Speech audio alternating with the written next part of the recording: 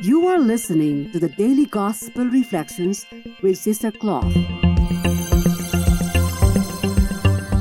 This podcast is brought to you by the Paulines Multimedia. It is our mission to bring the Word of God to all peoples through sounds and images, voices, and music. Come and join us as we share with you a thought a day.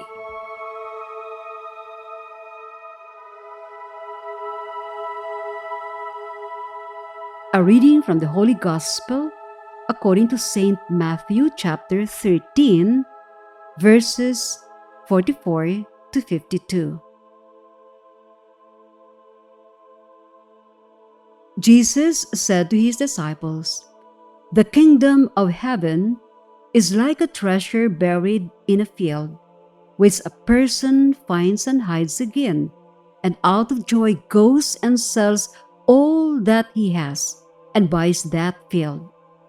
Again, the kingdom of heaven is like a merchant searching for fine pearls.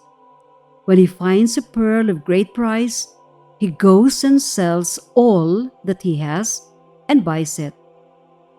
Again, the kingdom of heaven is like a net thrown into the sea, which collects fish of every kind. When it is full, they haul it ashore and sit down to put what is good into buckets. What is bad, they throw away. Thus, it will be at the end of the age. The angels will go out and separate the wicked from the righteous and throw them into the fiery furnace, where there will be wailing and grinding of teeth." "Do you understand all these things?" They answered, "Yes." And he replied, "Then every scribe who has been instructed in the kingdom of heaven is like the head of a household who brings from his storeroom both the new and the old."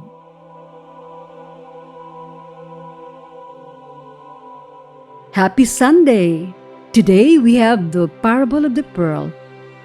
Before we move on to reflect on this, I'd like to ask you one question. What do you value most in life that can motivate you to give up everything for its sake? Is it your family, health, reputation, education, or friends?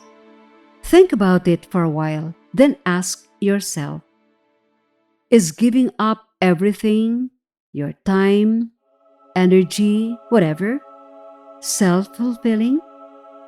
Is the feeling long-lasting or short-lived? One spiritual writer shares her thought on this. She says, "God is not angry with us if He is not our most valued in life. The truth is," she says, "that our pursuit of God will only ever match our revelation of His goodness. God knows that if He is not truly the greatest desire of our hearts, we don't fully understand how good He is. If we had the complete revelation of His love for us, living totally for Him would not even be a choice. We will naturally give up everything to know Him even more. But how can we know Him if we don't search for Him?" Another writer says that those contented with where they are will never find anything worth giving their life for, but only the one who gives his time to search for God earnestly can see Him.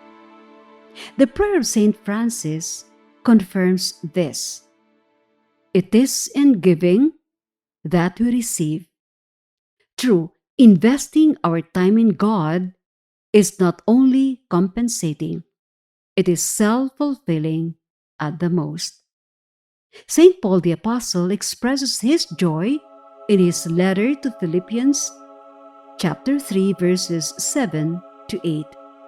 "Whatever gain I had, I counted as loss for the sake of Christ. Indeed, I count everything as a loss because of the surpassing worth of knowing Jesus, my Lord. For his sake I have suffered the loss of all things and count them as rubbish to gain Christ. Lord, let me find you that I may know and love you. Grant that my knowledge of you will prompt me to give up everything earthly and temporary in favor of more lasting joy and pure love. Be with us again tomorrow as we share with you a thought a day. Meanwhile, you can follow us and listen to other Apple and Google podcasts on Spotify, produced by Paulines Multimedia. Have a good day.